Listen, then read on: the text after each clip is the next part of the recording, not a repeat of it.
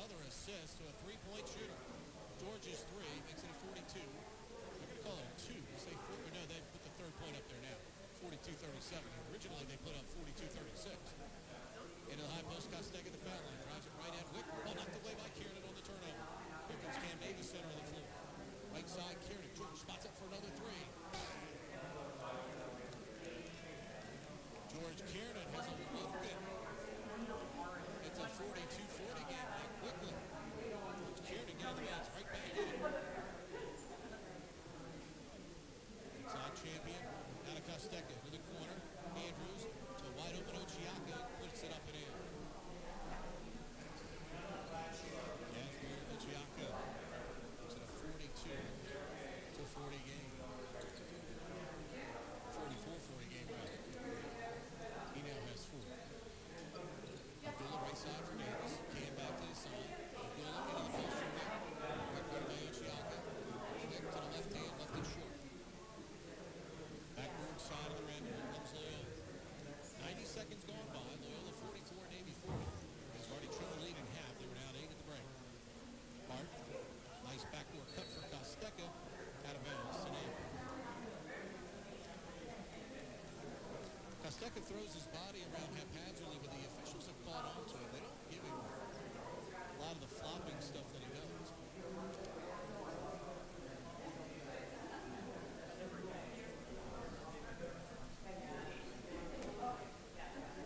18:24 to go in the half.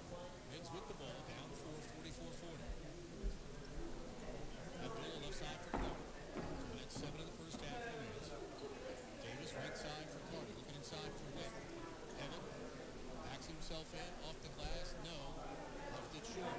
Costega, a little Hart down the left wing. Hart into the lane, kick out right side for a champion. Right wing three, way too strong. Carter has the rebound for the Mavs. You can hear the Navy bench wanting Abdullah to push it. Assad trying to get around the Wick screen. A foul on Loyola. Puts his hands right on it. His side out the net. Second foul on Costega. Loyola has only been whistled for 5 fouls the entire game. Abdullah around the Kiernan screen. Gives it back to George. Now Hassan steps in on right side. 3 for him is no. Wick taps the rebound out to Cam Davis. Let's see with that offensive board from Evan. And another possession. Down 4. 2.5 minutes going by, second half. Into the lane, Davis. Cam turns it up. Throw off his fingertips as he cut down the lane. Turnover by Navy. Up the champion right side. Coming the other way. Trailing Andrews. Fakes left. Stops right there. Under the wing for Hart. Up top for champion. High post Ochiaka against Wick. Left wing now. Champion. Up top, Hart, pump fakes, drives it down the lane. Nice flush by Ochiaka. Good pass on the diagonal across the box. Defender comes over. Weak side guy ready. Right there by him. 26-40 to Loyola. Loyola survived the initial push by Navy at the start of the half. And now another turnover by the Mavs. Kiernan desperately working to get it back. Ball loose on the floor. Hart dives for it. Now Abdullah works for it. He finds Carter. This is better than sections are really nice. Pleasure meeting you. So, and actually Cindy had that job. Two mayors back, Cindy was. You got a new boss, huh? So she's You gotta have a new boss. She's a deputy. Yep. It's kind of like us. But yeah, I was gonna say that's the best way to be. Fred. She went out for surgery. So, hi. Is it going to happen tonight? Oh my God. I saw him here. We got to put a seatbelt on that guy. He's not going anywhere. I know. All the time. And I know you knew. I know you felt terrible. I did. I sent this to you. Well, I Yes. put it in your. Okay. Did you ever talk to the guy? This was a while ago. And I was cleaning out stuff. Look, it took me 13 hours yesterday just to figure out what I had to do. But I I went did through every talk- piece of paper, and this is what I just want to run it by you, make sure. Okay. that you got it. Yes, I Okay, did. fine. That's all I need to know. Okay. And I did talk to him. Okay, that's fine. Yeah. Something about the yacht club and all that. Yeah. Okay. All right. Yeah.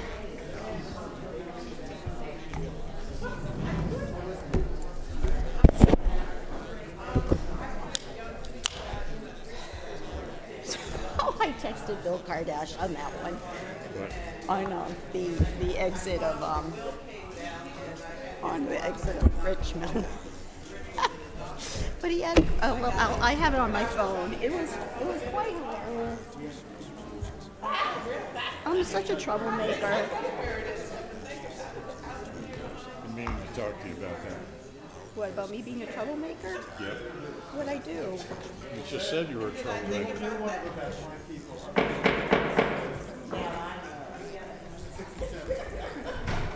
He said, "Uh-oh, maybe." His first response was, "Uh-oh, maybe a book deal." I wouldn't count on him having 2 meetings in a row, I think. Oh, jeez. And poor Rhonda. Of course, Rhonda thought that he was gonna be there, and she's driving like a maniac. And Taki and I thought she was dead on the road because we never heard from her. Oh my God. You know what? If it's a strategy on our part, it works because there's probably going to be 2 people that show Hey, up. hello. The work session of the Annapolis City Council for Thursday, February 21st, 2019 will be called to order at 3:04 p.m. At this time, would everyone willing and able please stand for the Pledge of Allegiance? I pledge Allegiance to the flag of the United States of America and to the republic for which it stands, one nation, under God, indivisible, with liberty and justice for all. Register today. Both mine graduates of the Navy basketball camp. Administrative coaches? College basketball. Assistant coaches, sorry. Mr. City Attorney, please present the first item on the agenda. Good afternoon, Mr. Mayor and City Council. The first item on the agenda is a presentation about the Chesapeake Bay Critical Area Laws of the City of Codes, Chapter 2154, and the corresponding ID number is 36518.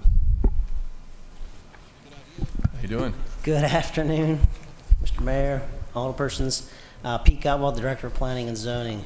With us here this afternoon is the Executive Director from the Critical Area Commission, Kate Charbonneau. She has taken time out of her week to share her comments and introduction of what we're about to do today, as well as Kate Durant. She is one of the critical area planners that has worked with us on developing the program update and the mapping project.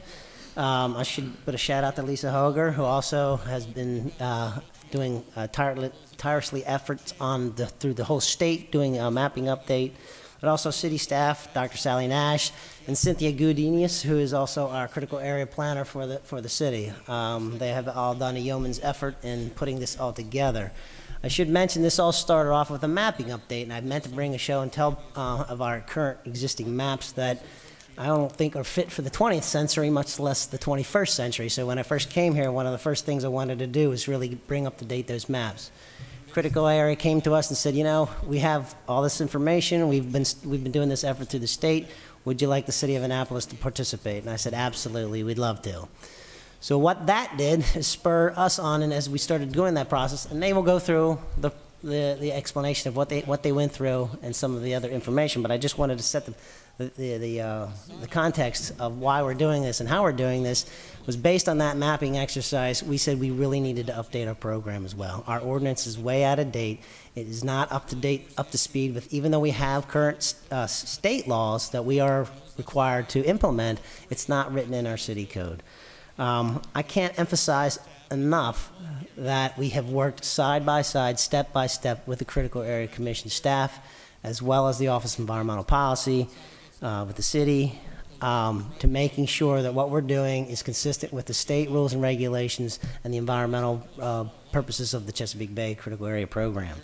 We have basically incorporated a model ordinance from the state. What we've taken was their model ordinance and applied it to our city rules and regulations. This is not We didn't recreate anything new. There's be a lot of reorganization. I know I'm probably stealing a little bit of Sally's presentation, but I just have to emphasize this was the state's ordinance that we were incorporating into our local city law. So with that, I'm going to turn it over to Sally. Okay. I'm sorry, Kate. Okay. Good afternoon. And, oh, thank you. I've just been asked to give a brief overview of the background of the critical area law and how we at the Commission work with our local jurisdictions in implementing this law, which is really intended to help improve and protect the water quality of the Chesapeake and Atlantic coastal bays. So this was the program that you all have been implementing is based on a law that was passed by the General Assembly in 1984. It is a land use program, so it is really applied by local jurisdictions in their land use ordinances.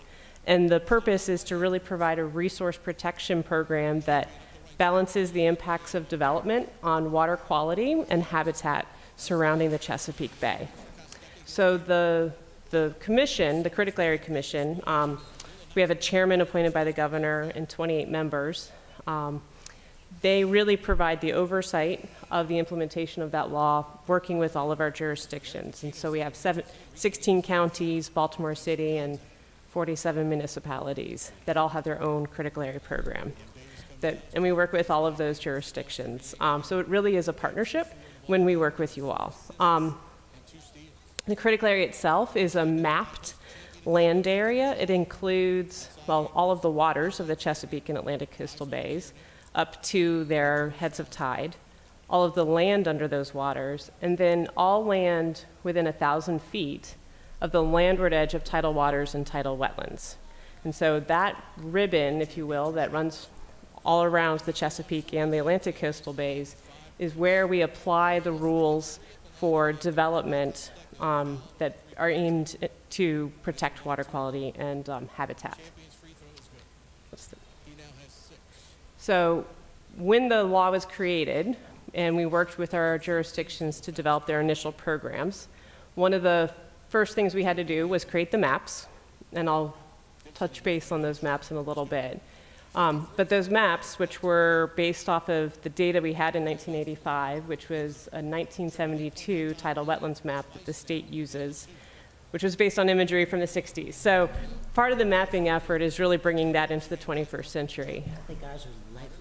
I think ours was the 1930s, and I'm just kidding. But when those maps were laid out, jurisdictions then went through and designated land areas, either as an intensely developed area, a limited development area, or a resource conservation area. And the development rules then varied based on those land use designations. And they were meant to really reflect the type of density and intensity of development on the land. Within IDAs, which there's a significant amount of IDA designation in the city of Annapolis, because it's very urbanized. The main form of development standard, if you will, is really focused on stormwater management. And then within the city itself, you all apply your own lot coverage or impervious surface limitation on IDA lots, although that is not a requirement of state law. Within LDAs and resource conservation areas, the focus is more on limiting the footprint of development, so there's further limits on lot coverage and limits on forest clearing and mitigation requirements. And then within RCAs, which there is some within the city, though not a significant amount, there's a density limitation of 1 dwelling per 20 acres for new development. So that's how we sort of apply those standards through land use ordinances. So the law requires all of our jurisdictions to update what we do a comprehensive review of their critical area programs every 6 years. We've been very happy to work with the city of Annapolis because the last comprehensive review was done in 2000. No, I think it was 2000. Okay. Yeah, so it was 2000. So We definitely need to do this update, and Pete is correct. The city has been applying the state law. I mean, there have been a number of amendments since 2000, and the city has been applying those requirements. But what the program review really provides is for people to see all of the code within one place. So they aren't trying to look up the city code, and they're not trying to then go and look up state code. So they can see it all in one place. In addition, we've been working on this mapping update effort with all of our jurisdictions. So this was based on a change that was made to our state law in 2008, which said to us, the commission, we needed to come into the 21st century and redo all of our maps that we have with our local jurisdictions using current technology. And so, as I said, it's a significant difference from the technology we had available in 1985. So we partnered with the Eastern Shore Regional GIS Cooperative out of Salisbury University, and they've been working with us since that time to really help us do this very mapping intense GIS effort. And so what we do is using the current technology, current aerial imagery, LiDAR data, all of the information that we can now get our fingers on, is we go through and we remap the edge of shoreline and the edge of tidal wetlands as they exist today. We have a significantly data-intensive process that we enable to do that, and I'm happy to answer questions on it. But we also do a lot of ground truthing. So we work very closely with the local jurisdiction, looking at different review points, confirming that we know exactly what we're seeing and making the right call, because we want to have the most accurate map as possible. And then before we deliver a map to a jurisdiction so it can be formally adopted, we hold public information meetings. So we worked with the city staff, and we held that meeting back in May at the Pip Moyer Rec Center. And we go over the whole process of what does it look like, how do we go through this process, and we are there available to answer any questions that citizens might have, particularly when the boundary line is changing on their property, and what does that mean to them. And then occasionally we'll get additional information brought forward that may change the mapping boundary, and so we'll go and do additional site visits. So we did this process with the city staff back in May, and then I think we delivered September-ish. Yeah, so we made final adjustments over the summer, and then we delivered it in September. And so from that date of delivery, the city has 2 years to formally adopt that map. So that's what that map looks like. I just want to point out that this was all on state dollars. I want the credit for not having to spend city money on doing all this mapping effort. It is. 2 years from what date? From the date of delivery. So whatever the date is on that letter, which I did not look up. I didn't look it up. It's sometime in the fall. I want to say she actually gave us to December, starting December of 2018. Okay. Yes. Could you go back to the last map? There's interesting colored lines, but no explanation of what they mean. Sure. And to be honest, I'm not sure. This is came from one of our generic mapping presentations, so I don't know if this is a city area or not. But the red boundary, this sort of represents how a change can happen. So the red boundary would be the current boundary based on that 1972 map. The blue line is what we've delineated as the current edge of shoreline. And then that yellow boundary, that yellow line, is really the edge of tidal wetlands. And so based on that new edge of tidal wetlands, we draw that white line. So that is 1,000 feet inland. So the 1,000-foot line is now accurate. A lot of the changes that we see just come from having the ability to draw 1,000 feet accurately.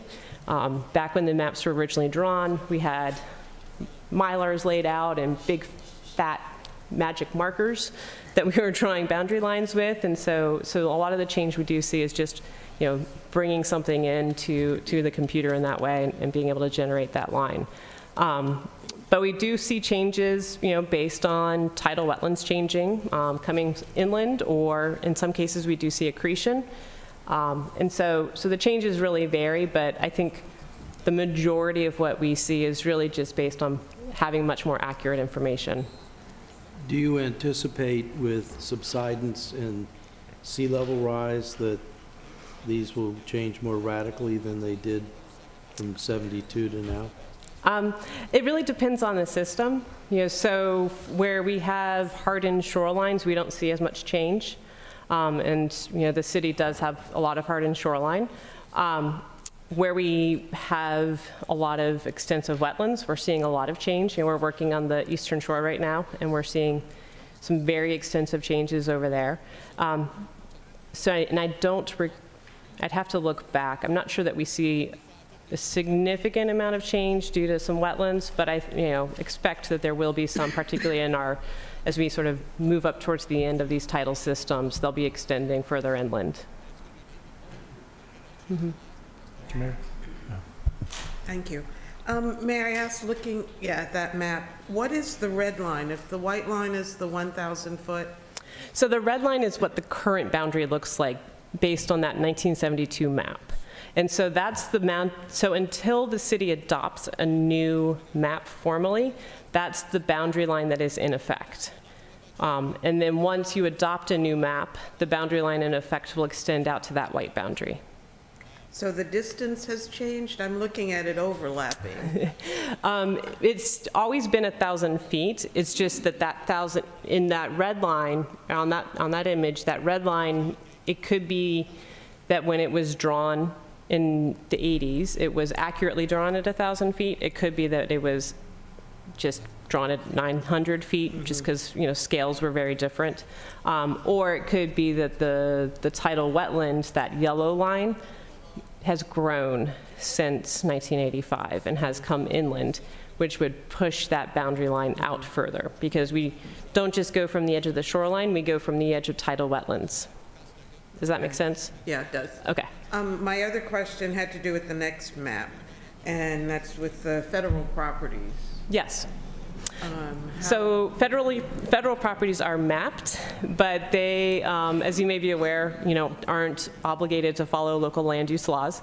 Instead, with our federal properties, they have to follow the Coastal Zone Management Act. And so the critical area law is incorporated under the state of Maryland's coastal policies. So they get an abbreviated version of requirements that they have to comply with. But we generally see projects on the Naval Academy, for example, come through coastal zone consistency, and so they'll follow stormwater requirements. They tend to be, they'll do buffer mitigation if they're in the first 100 feet. They'll do forest clearing mitigation. We work pretty frequently with our federal partners, but they don't follow the city's program. They follow the coastal zone policies as they're laid out with the state. Did the two policies work well together, let me say? I think they do. Yeah, okay. I think they do. Okay, thank you. Thank you.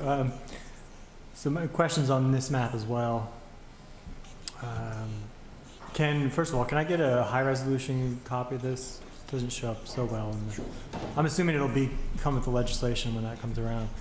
But also, have the designation changed at all, or just the boundary? So the designations aren't changing. If the boundary expands, we have to apply a designation to it, because that's a new area coming in. And so what we do in terms of deciding which designation to apply is we look at the development that's there, or any development that is currently been approved but perhaps hasn't been constructed yet. We also look at what the adjacent land use category is, and so if there's an area that's all RCA and that the expansion was in that area of RCA, it would make sense, and it's still fairly undeveloped, it would make sense to designate that as RCA. If the expansion was in an area of downtown Annapolis and it was IDA and it was already developed, we would apply the IDA designation. And so we use generally sort of what's sitting there on the ground and what's been approved to guide those designations. Does the city have the ability to change designations? So the city can change designations through a growth allocation process. So this is where you can upzone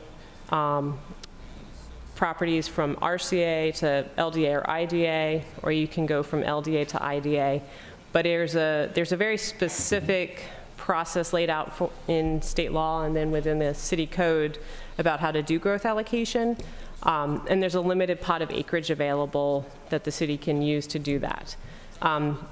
The other mechanism that's available for changing designations is if there's been a mistake then in the designation in 1985, but there would have to be demonstration that, you know, the city applied one designation to properties of a certain type, and this property that fits that type was designated something else. And so you really have to show that a mistake happened when the designation was made. Can we go the reverse order? Go from IDA to LDA or LDA to RCA? That's an interesting, well, mistake would allow for that. A mistake would allow for it. But what if we just had for example, I don't know, a coastline somewhere, a property that we felt should be developed less intensely because of water quality concerns or something like that? Would we be able to petition for that or do that in our own code? So if you were to do a comprehensive review and a comprehensive plan that directed down zoning, I think it would have to be tied to your comprehensive plan.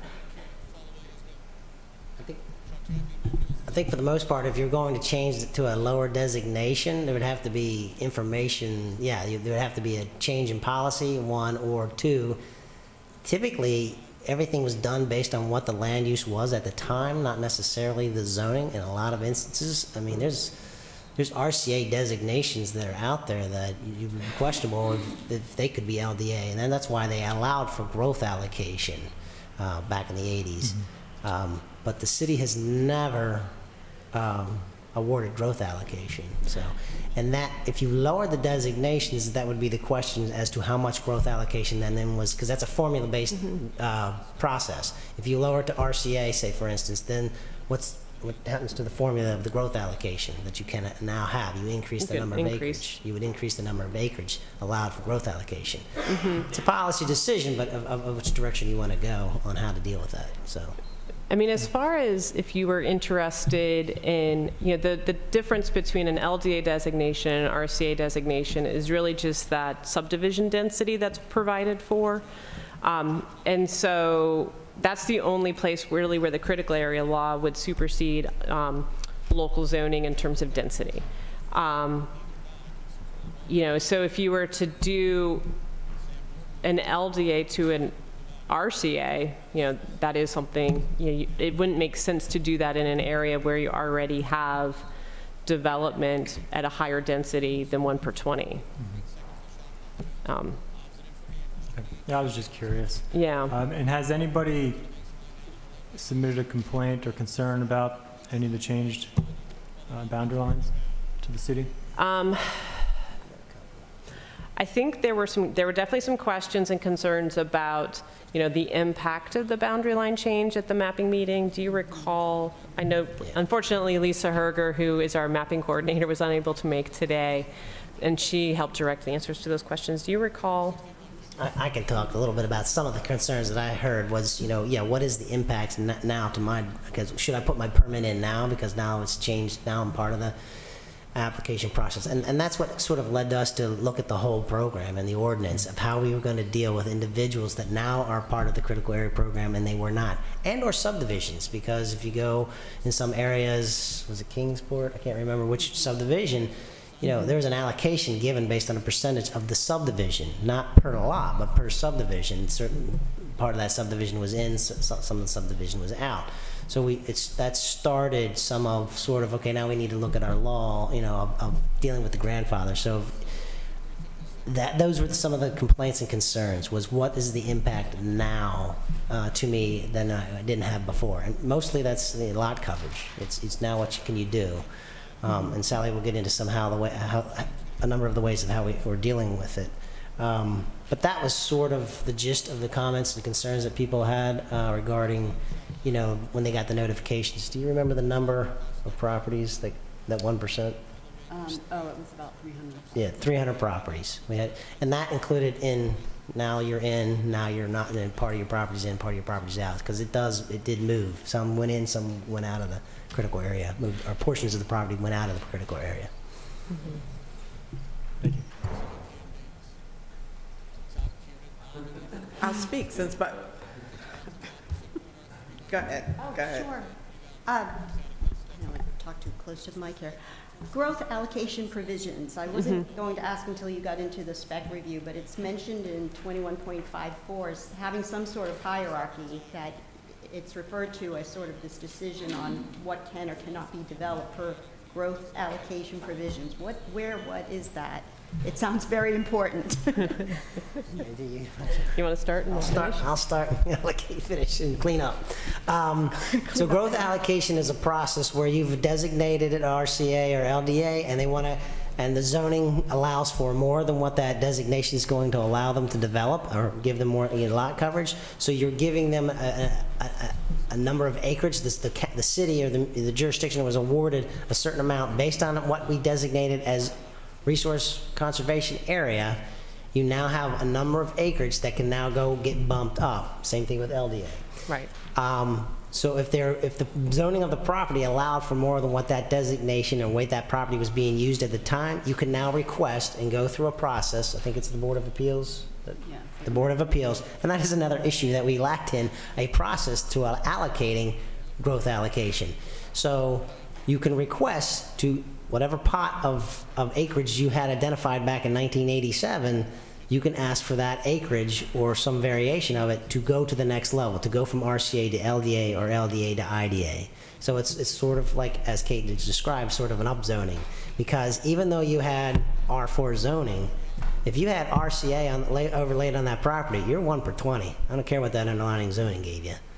So, sure. Alderman Finlayson? Thank you. You said properties in, properties out. So when the boundaries changed, was there an effort to keep properties contiguous? In terms of the designations, yes. We tried to keep consistent the designation. So whatever the designation was adjacent to that property, it went with the property that became in the critical area. Okay, so it was consistent. Yes, we try to apply the consistency rule, not necessarily with the zoning, as KK described, a number of different options or how you could designate it. We, for the most part, and Cynthia can look at me as well, but I believe we made it consistent. I didn't care what was on the property. We carried that designation consistently around the city where there was changes. Okay, so no property owner would have to be concerned about two designations. Well, that currently exists. So there are properties that are split between designations, but whatever, I don't think we had that situation where it was expanded. We did not make it any worse, correct. That's what Sally's saying. So. Okay. Thank you.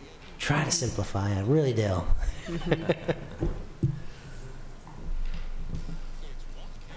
Alderman Arnett? Are you through with the presentation? No. Okay. Because I do have questions on the text update and the worksheets, so I will defer until you're there. Yeah. All right. Okay. Okay. All right. Now I'm going to talk a little bit about the text update itself. So as we mentioned, it's also past time really to update our program, the text of our program. We're making it consistent with COMAR. We've met several times with the Critical Area Commission and OEP, and we maintain the portions of our code that are stricter than the state law, but we've, for the most part, used the model ordinance in our new legislation. We've also done other updates like changing all of the wills to shalls per the law office. And we've added sections that were missing before, like the notification requirements when the city is responsible for notifying the critical area. Also, now that you mention it, the growth allocation section was woefully unclear, and we've added a lot of language from the model ordinance on that process.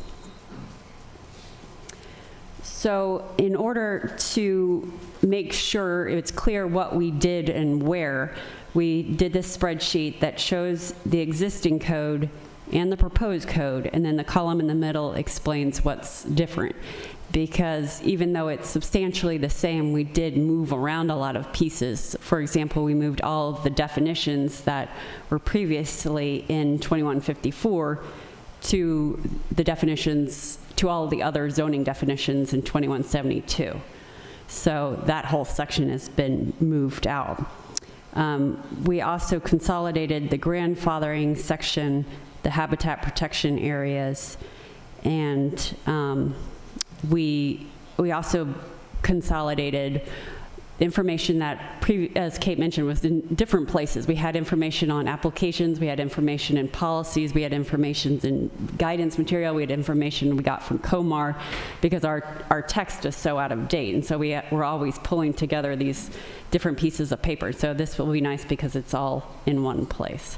We've also added some language about slope stabilization to allow people to do that without a variance, although you still have to do mitigation.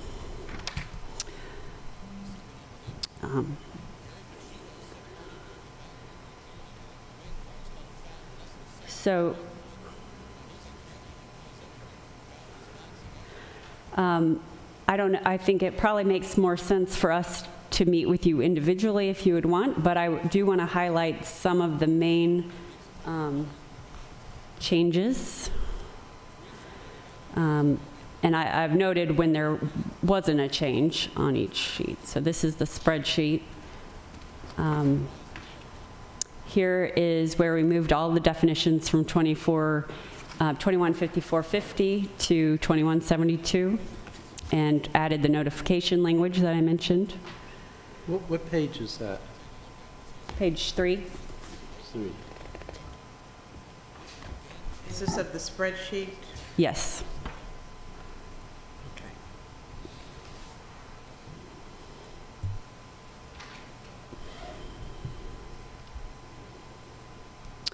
And here, for example, you can see, this is page 6, existing language specific to certain designations has been moved out of this section and has been put into these sections. So you can follow how the reorganization happened and where things went from one page to another.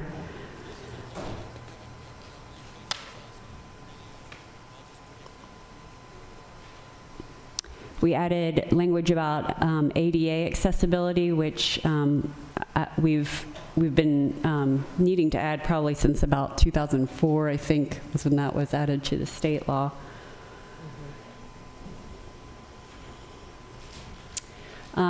One other change is that what we currently call buffer exemption areas, which are portions of our 100-foot buffer that have slightly different rules.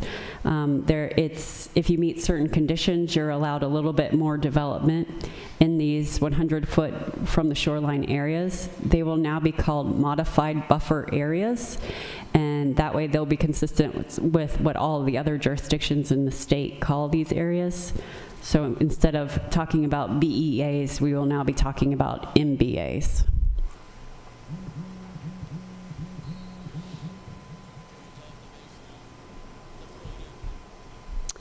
We also so our lot coverage, so impervious surface is now going to be called lot coverage.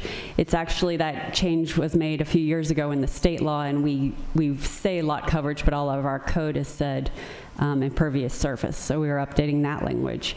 In IDA, our lot coverage requirements depend on the zoning district that you're in. We realized that we'd left a few zoning districts out, so we had areas where there was critical area IDA, but we had never designated the limit of lot coverage that was required in that zoning district. Can I stop you there? That is one of my questions. I assume I-1 is industrial, that's a new thing that you've added. But these are pretty dense lot coverages. Is there going to be any opportunity to talk about the amount of lot coverage that, I know a lot of these are existing. We've added the industrial and made it 95% lot coverage. I'm on page 12 of the spreadsheet, and it's on page 10 of the text.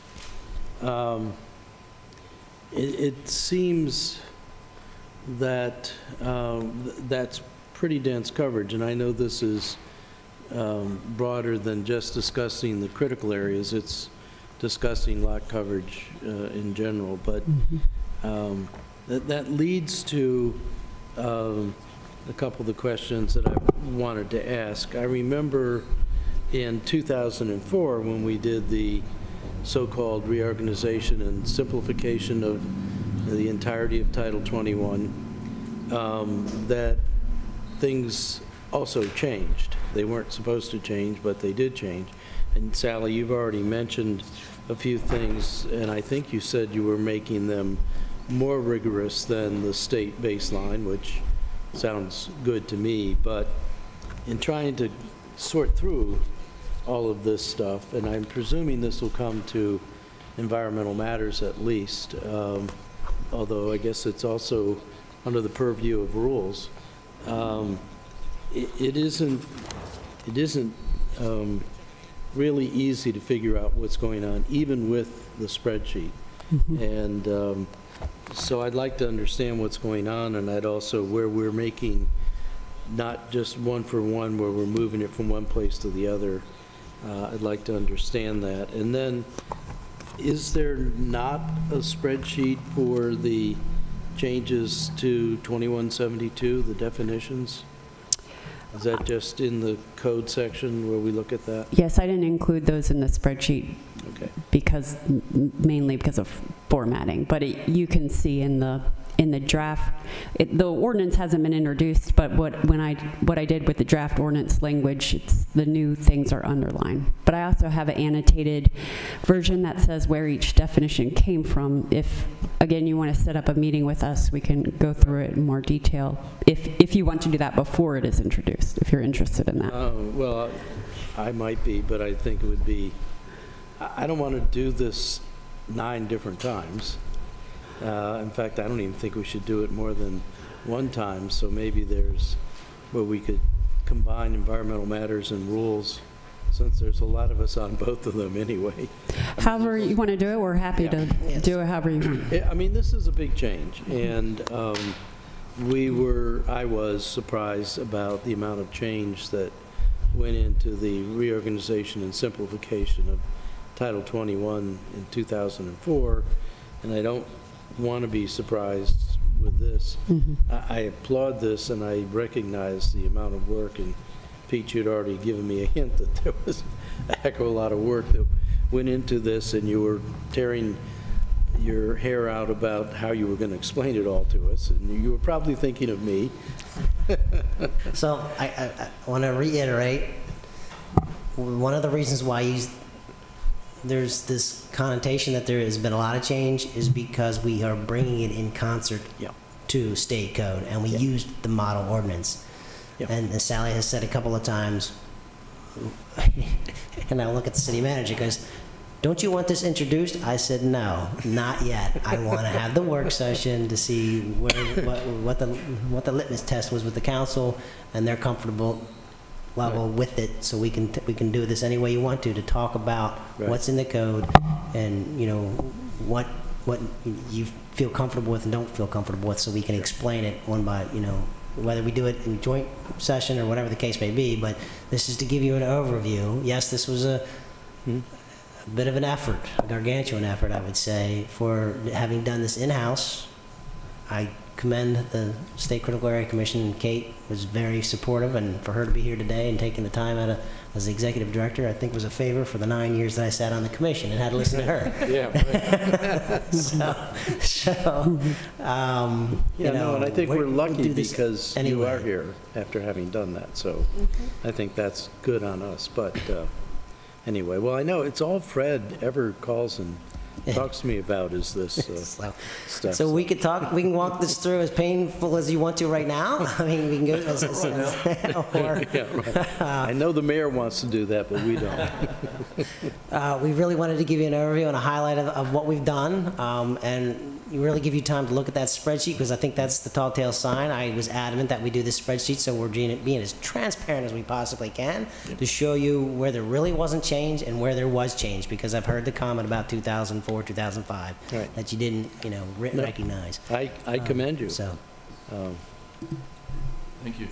Alderman Savage. Thank you, Mr. Mayor. And yeah, I would just thank all of you for your work on this. And Ms. Gudenias, I know I'm sure you've put a considerable amount of time into this as well. So 20 years later, we're getting an update. That's good.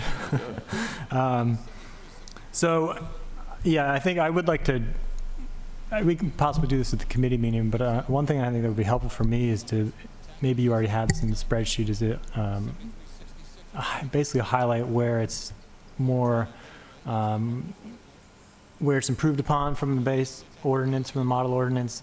Because I've noticed, I have a couple questions. A few of the areas I noticed where it may be a little weaker than our current code, but in some ways stronger. But most of it looks like a vast improvement in terms of organization and whatnot. And of course, the one question I do have has to do with sea level rise, and are there any improvements to the code that you've made in light of that, in terms of, for example, just being able to expand the 100-foot buffer if there are concerns with areas that are susceptible to sea level rise or wetland expansion? Can the 100-foot buffer be expanded in circumstances like those, or could we work that into the code somehow? So we've been working with our jurisdictions in various ways to try and figure out what's the best way to incorporate coastal resilience into specific codes. And really it varies from jurisdiction to jurisdiction just based on, what are their particular vulnerabilities. The expansion of the buffer, I understand. The issue though is that if you already have grandfathered lots, then you have grandfathered development rights. And so I'm not certain that just expanding it, the process that would happen is that you'd end up with more variances.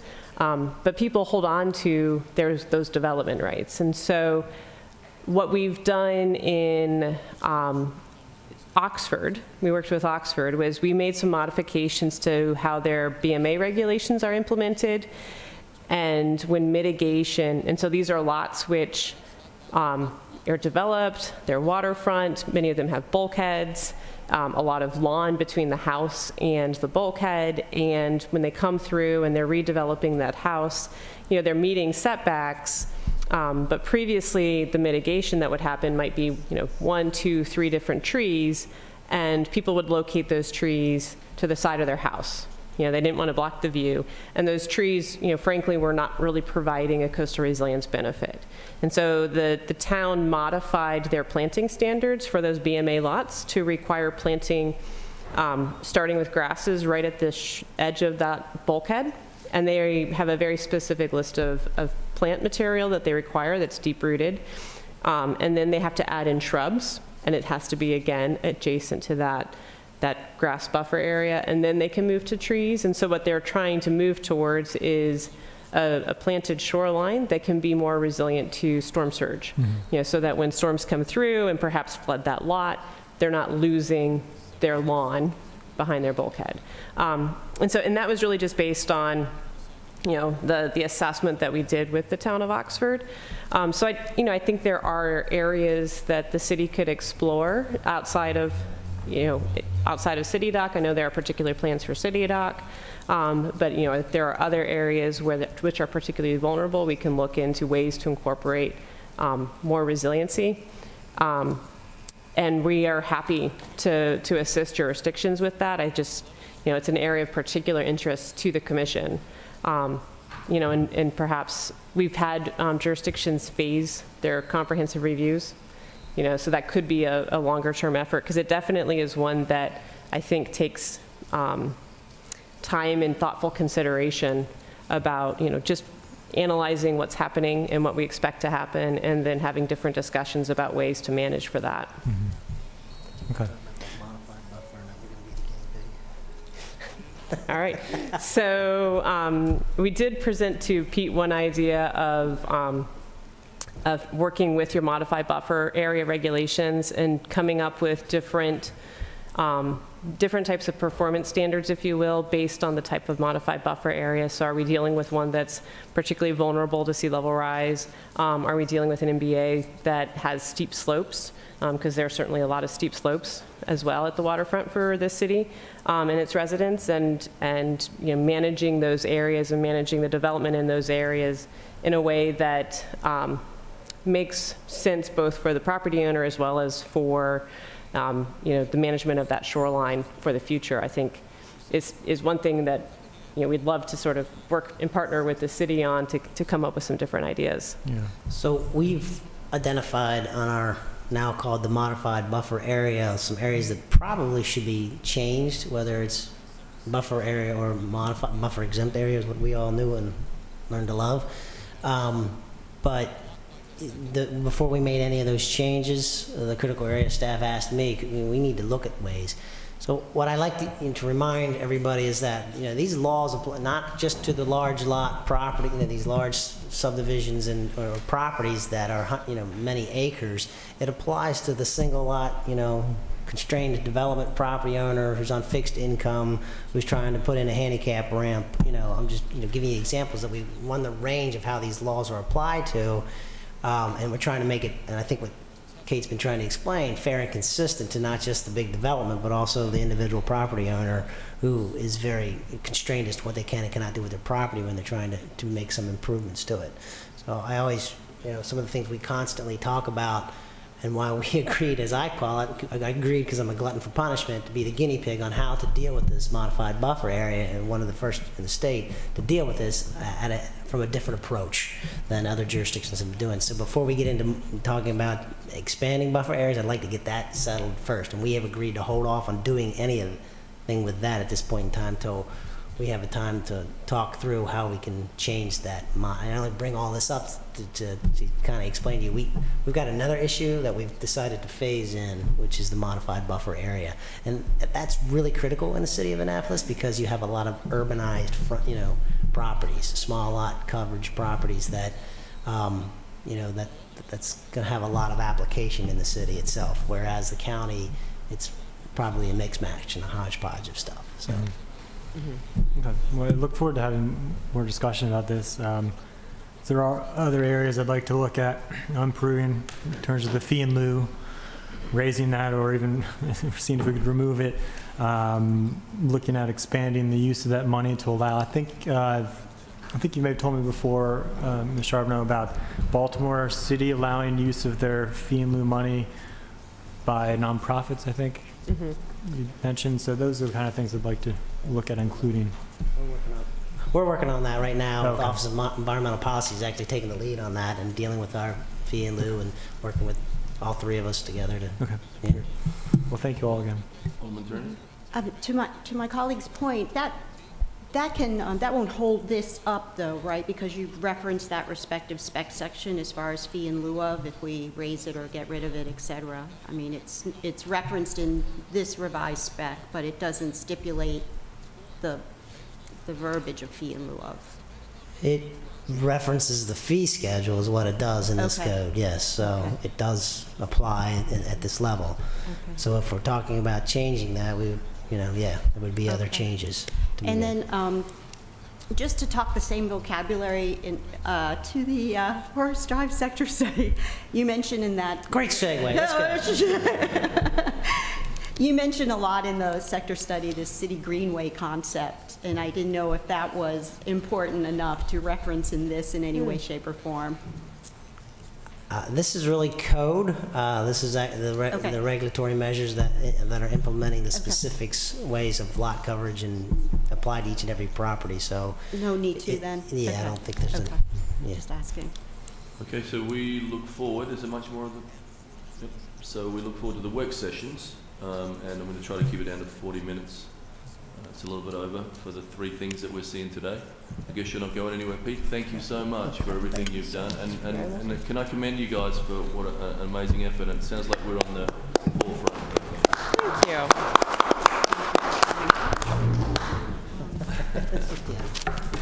Like off.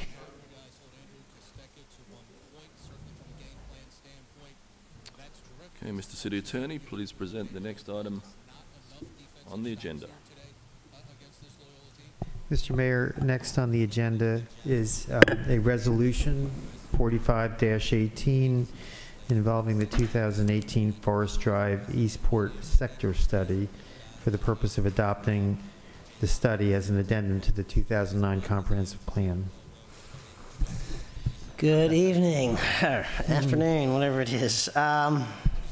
I'm going to start off, and then I'll let Sally talk about the specifics of the sector study. But I sort of wanted to set some parameters and context of some of the things we've heard, and then of what the study is about and the direction that it was headed or going into. But first, I want to thank Pat Fox and the Fox Group. They were the consultants on this team putting this together, along with Century Engineering, who did a lot of the traffic analysis and data collection efforts on traffic and transportation planning analysis, which is Mike Perrotta and Rebecca Merrick, who also did a yeoman's job of putting together how each of these type of models work and what their intentions are being, and explaining it to the Planning Commission and citizens at large, understanding how it works. A big shout out to county staff who helped work on the plan. Patrick Hughes, I think I saw him from planning, DPW and transportation, Nestor Flores, Martha Arzu-McIntosh, and Bo Zhu, all were critical step in step working with us as we put together this sector study and helping us along the way, because obviously it is a county road, a state road. We also included them. What I want to sort of explain is that this is a planning document that establishes policy and guidelines in implementing any legislative, programmatic, or capital initiatives that is identified. So it gives you this vision, and it gives you those policies and guidelines to implement that through those processes. And that could include the update to the comprehensive plan. I know it's tied to the 2009 comprehensive plan because it was called out for in the 2009 comprehensive plan. It was commissioned by this body, and one of the directions we were given from the previous council was, how do we improve this corridor and better utilize its assets and enhance the Forest Drive experience? It was sort of the direction that we were given. Yes, we understand traffic, environment, overdevelopment are major mainstays of concerns that the community has raised. But we also learned there were additional needs and wants from the community that would enhance their quality of life. So we started to try and make that balance between that.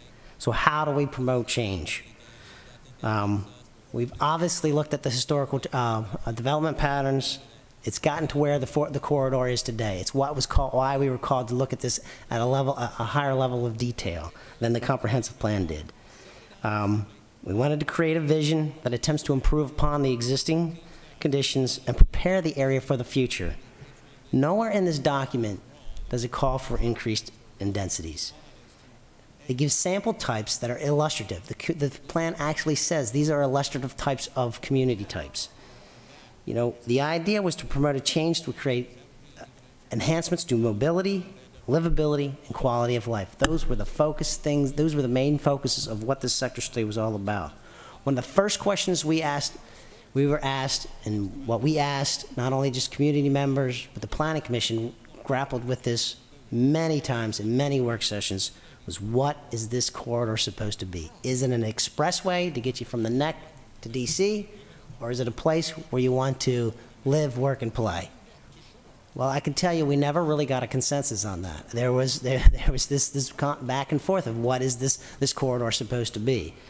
So the answer to that question was both to yes. I mean, it was yes to both of those sort of, it's an expressway and it's a place where we want to live and work and play. So we struggled with that. We really struggled with that as we started developing the plan and working with the consultants and designing what type of information is needed to assess what type of plan we're going to put together.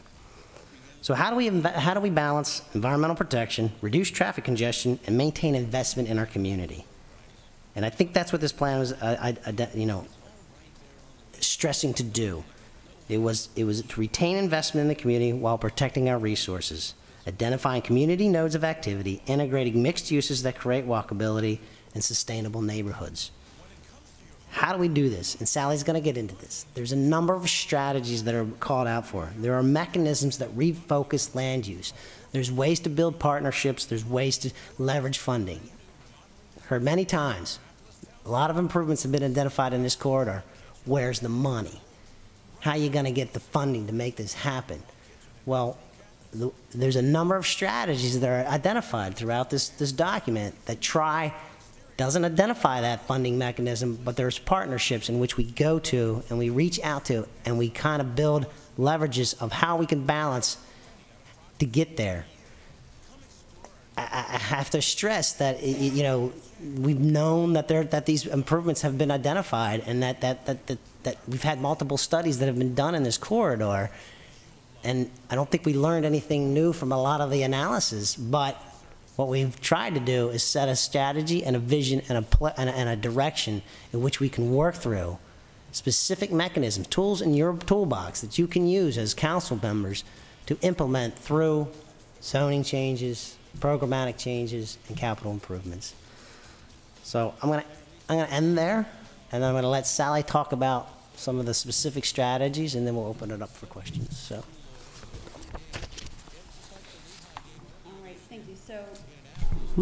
So the way that local jurisdictions implement sector studies is through a similar process of how you adopt a comprehensive plan, which is why there's this discussion of we're adopting this as an amendment to the 2009 comprehensive plan, because that is the comprehensive plan that is currently in effect in the city.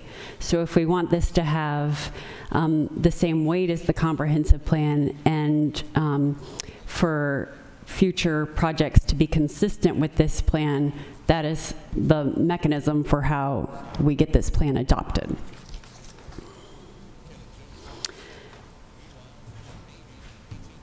The study area for this plan was originally the two opportunity areas identified in the comprehensive plan, Forest Drive, which is basically the Catherine property where Crystal Springs is, and Bay Ridge, which is down Bay Ridge where the CVS is.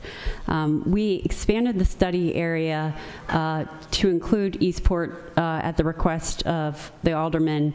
And we also included other areas that were contiguous to be more coherent and comprehensive.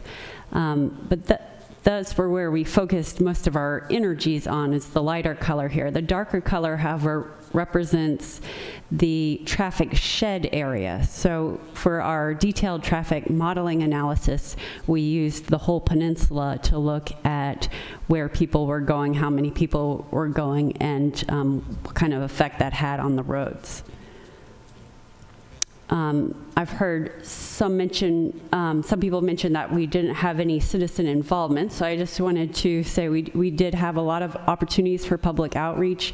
We had 18 meetings with different community groups, boards and commissions, other stakeholders, as well as an open invitation to go address. I have a question. Oh, yes. For the slide previously, how far west did you go on Forest Drive? All the way to Route 2. Okay. All right. Thank you. We met many times with the Planning Commission. I feel like it was more than 13, but that's what I counted. We had 5 large format, either open houses or public presentations, and we had 3 community surveys with over 1,000 participants. So the general structure of the plan is that it lays out 6 different topics, 6 main topics, and discusses a goal for each of these topics. This is really just how we organize the plan. The 6 topics: land use, zoning, mobility, which we broke into 2, vehicular and transit, and bike and pedestrian, greening of Annapolis, and vibrant economy. So this, as it's an amendment to 2009, I look at the comp plan, and it has 3 goals, 2 of which are greening of Annapolis and vibrant economy. But the 3rd goal is preserve and enhance community character, and it feels like that has somehow gone away as a primary goal.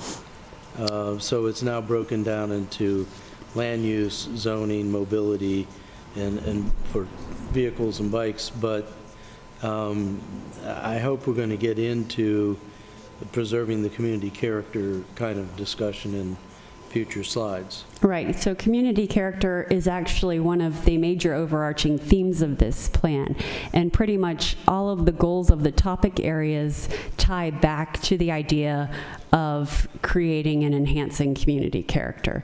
So we did use the 3 overarching themes of the comp plan to guide us and really was our starting point, but you'll see as I go forward that we really did a lot of analysis of community character and the kind of tools that kind of analysis could give us moving forward. Within each goal, we have several solutions, or you might think of them as strategies to achieve that goal, and then we have specific actions under those strategies or solutions, which is more how exactly that kind of strategy would get implemented. So, for example, the land use and design community character topic. The goal is to transform and enhance character by balancing small changes such as adding streetscape elements with the larger changes in community character and development patterns. So, for example, a solution or a strategy would be community character recommendations. Develop those, and I will go into those in more detail in just a moment. Also, street design standards. What kind of ways could we ensure that we're going to get the kind of streets we want in the future, that look the way that we want, that accommodate the needs for every user of those streets? I do want to emphasize before I go further that the idea of community character does not encourage more development necessarily. What it does is it encourages investment in the corridor while enhancing the quality of life. It doesn't propose new zoning in this plan, but it lays the foundation for future rezonings that we'll look at as part of the upcoming comprehensive plan. The second goal, modernize and simplify our zoning regulations in this sector and citywide would probably be ideal to ensure new development establishes a balance of land use patterns consisting of interconnected neighborhoods, destinations, and pedestrian scaled design. Solutions here include update our zoning maps and our text, adding more design guidelines, having more images in our code so both developers and residents can see what they might expect when they look at the zoning code, what kind of projects would be possible in those zoning districts. Also, prototype standards for residential and commercial street sections. For vehicular and transit mobility, goal is to formalize interjurisdictional cooperation with the mission of having shared design guidelines, complete street development, public transit improvements, and investments in new technology that helps improve road capacity. we've learned over the last few years that we have to work closely with the county, and we have in the development of this plan and continue to do moving forward. They're currently working on their design guidelines. We're giving them input. They have adopted a complete street program. We're looking at their latest multi-mobility ordinance to see what parts of that could we use in the city. Public transit, that's clear that on this road, we're gonna have to work together with them to make improvements. They're actually have taken up the idea of looking at the intermodal center somewhere in the county, but we're working closely with them on finding a good site for that location. Yeah. Question, is the county working on the piece of Forest Drive between Route 2 and Riva Road? What do you mean, are they working on it? I mean, are they doing anything, like we're going from, I guess, Bay Ridge all the way out to Route 2? Is that section of Forest Drive being handled by the county? That city. From Route 2 to Riva Road, I'm sorry. Oh, I'm sorry. Well, they are currently working on a parole master plan, updating their parole master plan, and they've also started their general development plan update as well. So you all are integrating what you're doing in the city with what the county's doing? Yes, we attend each other's meetings and are in communication about that. Right, okay, thank you. Sure.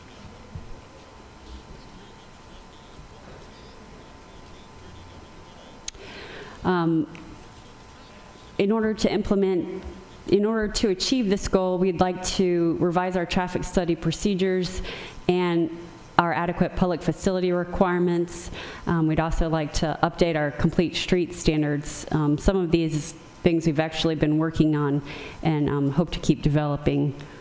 In order to really understand and get a handle on the traffic in this corridor, we did a lot of detailed analysis using different kinds of computer modeling. The Appendix C is actually showcasing a completely different methodology than when we use, for example, for our traffic impact study analysis. That's looking at what kind of other ways can we look at the corridor where we're going to be able to get with the ultimate goal of getting the kind of improvements that will help all users of the roads. We worked very closely also with our Metropolitan Planning Organization, the BMC, on this project. They maintain a demographic and economic database in the region that models traffic for the whole Baltimore metropolitan region. So obviously we needed it to be a little bit more refined in order to be able to see what was happening in Annapolis, and they helped us refine our data, and will continue to partner with us going forward. When we were looking at future scenarios, we were predicting growth, and the fact, and I just wanted to say the prediction of growth is not necessarily the same as the encouragement of growth. And I think maybe that's where some people have gotten confused, is that we imagined that the future of the city would continue to grow at about the same rate it has grown historically. Stating that fact is not necessarily an endorsement of more density. It's just an analysis of existing historic trends, projecting that growth into the future. We did also look at what if we grew even faster than we have historically? What would that look like? We analyzed 2 additional scenarios, medium and high scenarios, to see what would that completely shut down the city if we had much faster growth than what we have now? We've historically had less than 1% annual growth along this corridor. So we were looking at what if we had, more than 1% growth, which still, compared to a lot of different parts of the county, is still a pretty slow level of growth. But that analysis was kind of a what-if example or exercise to say, what would happen if this were to take place. Dr. Nash. Thank you. Just a question, if you go back a second. So in terms of the modeling, and your predictions of growth, it wasn't clear from reading through the study what exact projects were taken into consideration in the model when you're projecting growth. Did it include any of the county projects that are in the vicinity, that are in the pipeline? Where did you draw the line in terms of what's in the pipeline and what you included?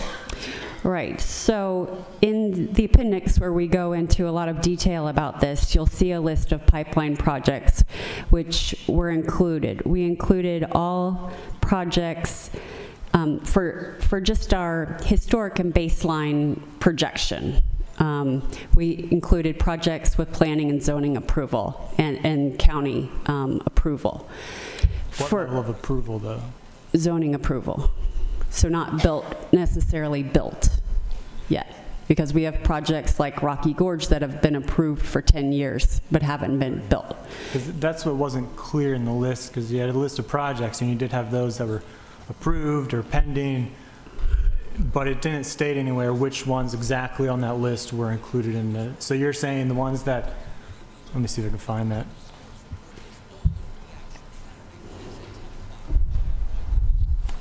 But anyway, if you could at some point provide some clarification on exactly. I mean, the point is that this is sort of big picture analysis.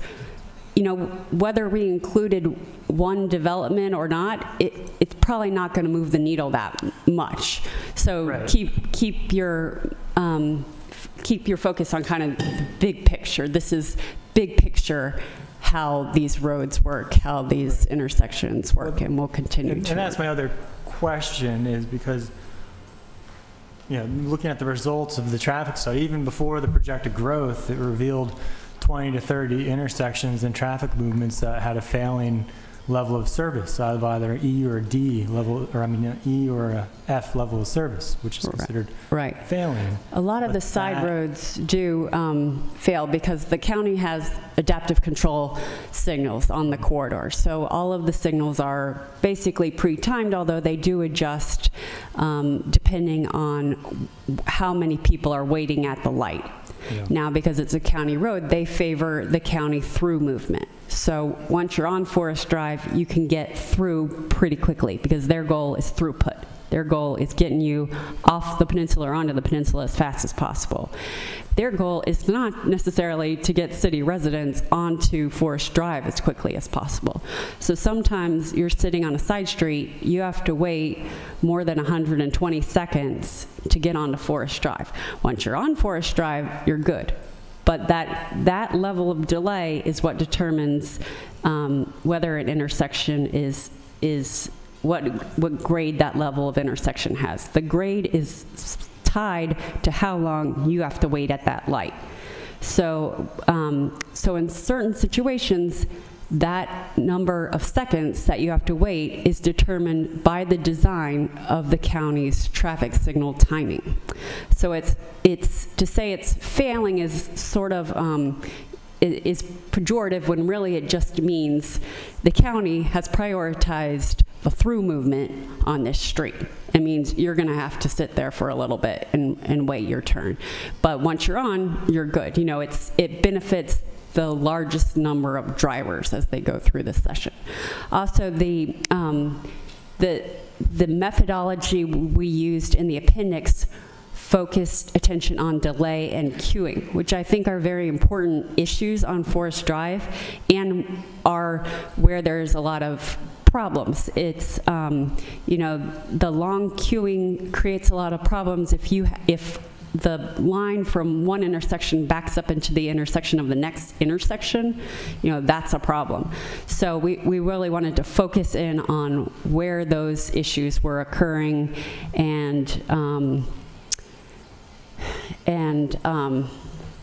I forgot what I was going to say. But basically, you know, we were very interested in those kinds of issues, of the whole system, looking at the system as a whole. I understand, but I mean, I think failing's more, it's not just pejorative. I mean, that's using our traffic standards that we currently have in our APF. I just mean it's not like. But using those standards, they're considered failing. I mean, that's even how it's worded in the documentation.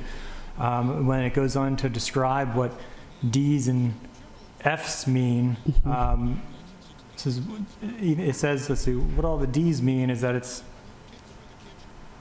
yeah. So I think... Yeah, I don't mean to trivialize it, because that is something we need to look at. I just mean to say it's not like, you know, the end of the world or something. It's just a matter of priorities and how to balance those priorities, and that's the current standards. If a development comes in and it's estimated that they're going to have an intersection or a movement that's failing, which is an E or an F per our code, right, then they have to mitigate. They have to mitigate their impact. Right.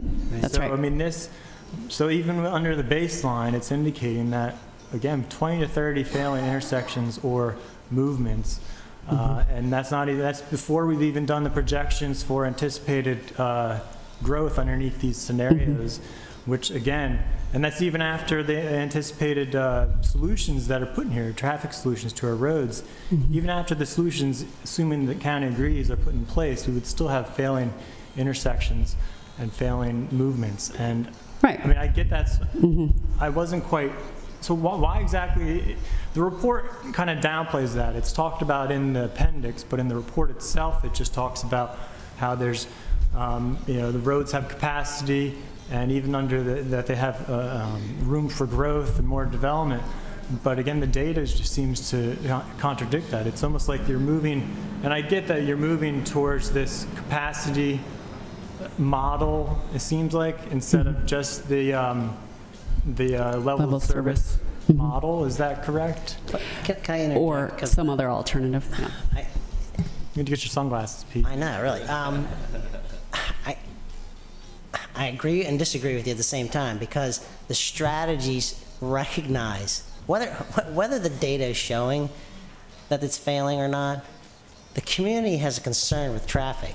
So the strategies are, we got to change the way we do things. We talk about changing the way we do traffic studies. We talk about the way we're doing the way the land use is outlaid in that corridor. It's not working. And whether we get into the details of whether it's an E or an F, it doesn't matter. The community says that traffic's a problem. So we got to develop strategies that change the way we've been doing business. And to me, that's what this study does. This is what the vision of this is. It recognizes everything you're saying. It doesn't downplay it. It's trying to change the way we've been doing things, the way we've been zoning things, the way we've been doing traffic studies, the way we've been analyzing this stuff. We're nitpicking around the edges, but the bottom line is we need to change the way we've been doing business in the next corridor, because this is what's led us to where we are today. Yeah. Well, so, I don't disagree with that. However, I'm not convinced that this study, if implemented, would not make things worse. I'm not convinced. That has not been proven by the data you have in here, by the models you have. Yeah, and that's a weakness in the models, and we would talk about that. But I think it has a lot of underlying assumptions about if we build the form-based zoning, if we build these new you know, communities, little mini communities, that it's going to reduce the amount of driving people are going to have to do, and they can work locally. I know we hope that'll be accomplished, but I think it's an assumption that it will, because there's been a trend, 80% of our workers leave the city to work outside the city. I don't know if building this is going to necessarily improve that, at least not right away, and I'm not confident that it's not going to make things worse in terms of the traffic. So that's, I don't want to take up all the time, but that's where my concern that I'm hearing from the residents is that. I've heard it too, and I'm all ears, because I think this is, you know, sort of the basic planning principles of how you do change the direction of way people live, work, and play. So you got to start somewhere. And there are ways to do it through zoning mechanisms. Form-based zoning is just one of those things that's been talked about. But there are other mechanisms, zoning mechanisms, that one of the things is maintaining investment in the community, right? The way you get people to invest in the community. We talk about partnerships in the community and having them invest. There is blighted areas along this corridor and underutilized properties. How do we get them to invest in it but improve those conditions? There are mechanisms that we can talk about to get into the details where you maintain that balance by preserving one area. They don't get it for free by providing those amenities and changes in another area. I mean, there's a whole host of mechanisms. That's why we didn't get into specific zoning changes nor specific properties about that, because it's a large study area. Right. Alderman Tierney. Thank you. Just very quickly, this sector study did get my attention, as it probably should get everyone's attention. And let me just cite one reason why, is that the area within this sector, this is from page 15, the area within, and I didn't know this, the sector covers over 2/3 of the city's land area. Right. It includes about 65% of the city's population and households, and about 63% of the city's resident workers. So that's a big, that is a big deal, and I did see where your traffic impact area did have a piece of Silipana, and yes, I do support that traffic slowing mechanism. But my question is, generally speaking, stepping back, is, and I'm reading from page 5, that it says, the 5-year comp plan update undertaken in 2014 reviews progress to date. It notes that plan implementation in this sector has been slow, and that, my question is, how has that, what has been the biggest obstacles in you not implementing the comp plan in this sector? Because it seems like you're doing a lot of catch-up here. And the other point I want to make before you answer that question is, broadly speaking, what this plan seems to be doing is changing the trajectory, if you will. Right now, it seems like we are not happy with what exists, and the current zoning would actually, if we left the current zoning, it would actually increase development if we allowed that to happen. So that's the way I see this study, as sort of a timeout, and this is how we can not bad word, but basically try to make it a work, live environment so that we do stabilize the traffic. Otherwise, it would be a trajectory to overcapacity, et cetera. Is that a fair statement? You use the word paradigm shift in the report. It's self-sustaining, I call it refocusing. Yeah, refocusing. But the trajectory, I wouldn't swear to you that, or convince you that, you know, if we left everything alone, that it wouldn't exacerbate problems or not exacerbate problems. But it did, no, it's stated in the report with current zoning, I forget what page, but that with current zoning, there is an exposure of there is exposure of that, correct. There's but, exposure. You know, I can't predict market, I can't predict, you know. Right, all that. But so what have been the obstacles in the implementation of the comp plan? So we don't make the same mistakes again, and also try to align ourselves with the capital budget. I would say with any comprehensive plan, but specifically with this comprehensive plan, I would say there was a change in direction and policy implementation. Meaning it was not a priority set by any administration or council through the past 10 years of the development. You know, one of the questions is some of the road improvements that have been identified for years. Well, you can look at the county, and you can look at the city, and you look at the state, and you can ask them. I don't think, you know, the improvements have been a priority. They recognize there's a problem, but has it a priority in funding for those improvements? Is the coordination with the county an issue as far as? Not today. I can tell you. It sounds like we have. I mean, I wouldn't necessarily get in on it, but I can tell you, you know, looking at, you know, when we started meeting with the county on a regular basis, particularly about this corridor, in the last couple of years, you know what the projection was? You know what the forecasts that were sent to the BMC were for this whole area? Yeah. 0. Their projections of population and household was not modified, it was sustained. Now we have changed that, and we've worked with them, and we have identified areas of where there is growth in these. Sally's calling them transportation analysis zones, or traffic sheds, but what they really are census tracts and census blocks, broken down into census blocks. That's how you keep your data. So to that point, lastly, I hope this is an incorrect statement on you speaking of county coordination, because on page 31 it says it should be noted that recently, I think you mean to say, the state and county's plans were prepared without the benefit of the city's latest demographic data, the analysis of changing city travel behavior that have been identified as a part of this study or the study's corridor vision. Is that true? Because that's a big whoops. Sally's nodding Sally's yes. nodding her head. Okay. So that's Right. lessons learned, or I mean, they need to know how our demographics are changing as well. It's sort of Right. similar to the whole school. The county and the region need to know, and for a few years there, we just weren't Yeah, I would communicating say that. that's changed over the past couple of years, or since I've been here. I mean, since Okay. there's been a huge effort to coordinate. That's good. With not just planning, but DPW and their transportation department. We do a lot of coordination now that we, apparently was not done before. Wasn't here, so. Okay. Thank you. Thank you.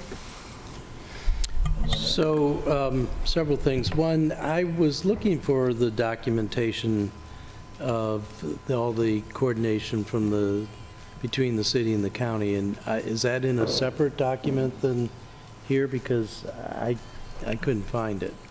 You mean documentations like meeting minutes or something like that? Who we're meeting with and what we're talking about between we could us and the probably county. provide that with you if. Yeah, well, all right, so it's not critical now.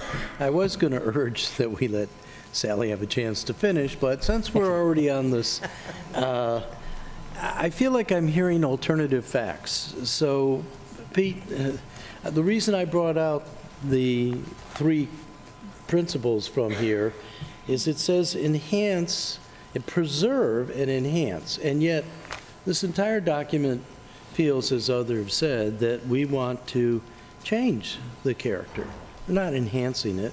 We're not preserving it. Now, enhancing it, I think, is a policy call, and we need to really figure out how we talk about what enhancement means. But you say no new development. This isn't encouraging no new development, but when we look at the things that are being espoused, it's moving from 1- and 2-story buildings to 4- and 8-story buildings in a lot of places, and buildings that are right on the street.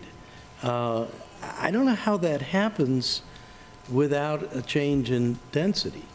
And of course, density immediately reads to my constituents more traffic. And when you go to Section C, which is very robust, it's quite an extensive section, it seems that there's 2 approaches to traffic mitigation. One is major infrastructure investment, moving to complete streets, moving to a boulevard, but no funding for that and no strategy for funding for that. And the other is presumed behavior changes. So the algorithm that I pull out of this is we change the code and we change the characteristics. It assumes, A, the builders will come and build in the new, more dense buildings. Businesses will come to those buildings. Employees will come to those businesses. And residents will come to those buildings, and residents will live, work, shop, and play in and around those buildings. Those are some pretty heroic assumptions, and I see no evidence, no basis in here of findings that tell us that's going to happen. Someone in the audience wrote an editorial recently about it's a hope. It's not a plan, and I think that we really, in retrospect, even though I was part of approving the 2009 comp plan, I can't find planning in it. I can find paradigms about how you plan, and I see suggested opportunity areas, but I don't see anything in the comp plan that incents or encourages the opportunity areas. And in fact, the opportunity areas are the opportunities that the developers that had the impact on this suggested as the opportunity areas. I don't think those were opportunity areas that bubbled forth from the residents. Every one of them has an identifiable developer behind it, but even so, it's not, it's really not a plan. It's suggesting, here's some opportunities. And so I've been talking to you, and I've been talking to other planners. I'd like to find out how we actually develop a plan that is a full, robust plan where we actually can implement it and include it in that. And I think this is the answer that you gave to the question about the 2009. we never did make it a priority, and we certainly didn't fund it. And in fact, we were so impressed with it that we cut the planning and zoning staff in half so that they could implement this. And finally, looking at the implementation section of this, which is good. I mean, we really do need to have an implementation section. When I look at the amount of time and dollars that planning and zoning is going to be putting in to do the implementation of this, if we went forward with it as it is, I don't know where that's coming from. And I certainly don't know how we do the complete streets and the tree line boulevard and all of those things, which paint a wonderful mental image, and I think would be construed as enhancement of the community character. I don't know where all of that's coming, and as the Civic Association is recommending, don't move forward until you've got a plan. There's 5 recommendations in this, and I put it on my colleagues' chairs. There's 5 recommendations, including city, county, state, because that's where some of the money's going to have to come from. But don't move forward until you actually know that you can carry this off. Because we can have a wonderful plan, but if we don't have the money, and by the way, we're going to be competing with nuisance flooding, city dock, Main Street, Hillman Garage, seawall, all at the same time that we're looking at this sector. I just don't see where the resources, staff, funding are going to come from. And I'm very loath to commit to things like changing community character or changing the zoning until we know that we're going to get something other than opportunistic development by developers and no impact fees and no funds to do the mitigating factors that you would have to do to change this from 1- and 2-story buildings. I mean, the strip malls are kind of motley, and maybe other buildings would make it an enhancement, but I don't see the resources. I don't even really see the plan. How do we encourage developers to say where Buster's or Brewster's ice cream is, we want an 8-story building there, and we want first-floor retail, second and third floor office spaces, and the rest of it is residential, not Class A rentals, but workforce or affordable housing rentals. And to me, that's the plan. The plan is, how do you actually make the right kinds of buildings happen in the right place? What are the incentives? What is the funding? How do we have to change the code to provide the incentives so that developers don't do what, by good economic sense, they should do, which is to maximize their return on investment by having the properties that are going to appeal to high rent paying residents and high rent paying businesses and retail that is going to actually have a critical mass to make it productive. So I'd say bravo, a good start, really lays out and sets up for us, with your help I hope, all of the kinds of questions that we need to ask ourselves and the kinds of things that we have to really decide. Nuisance flooding downtown, tree line boulevard on Forest Drive. If we can do both, that's great, but I bet we can't, and I bet I know which is going to happen. I don't know. That's my question. That's my question. No, it's my observation. My question is, that's why you hired me. No, I'm just kidding. I'm very fearful. First, I have to, I guess, put everything in context. If you remember the Cultural Resource Hazard Mitigation Plan, did you see the implementation section of that? I mean, same questions you had there. I mean, look at all this stuff. But it is a game plan, right? It is a game plan. Now we have to start setting those priorities. One of the issues with this is the massive area in which this encompasses, just like a comprehensive plan.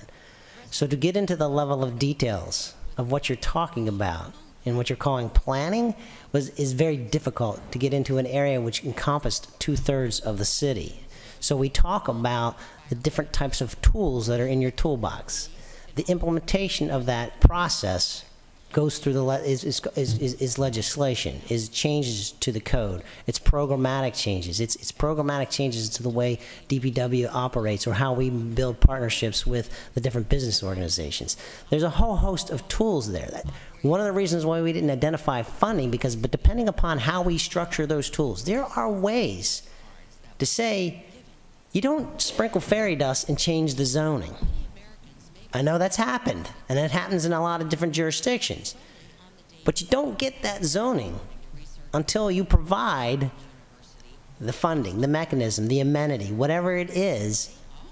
Until you provide that, you don't get that zoning change. So there's an incentive.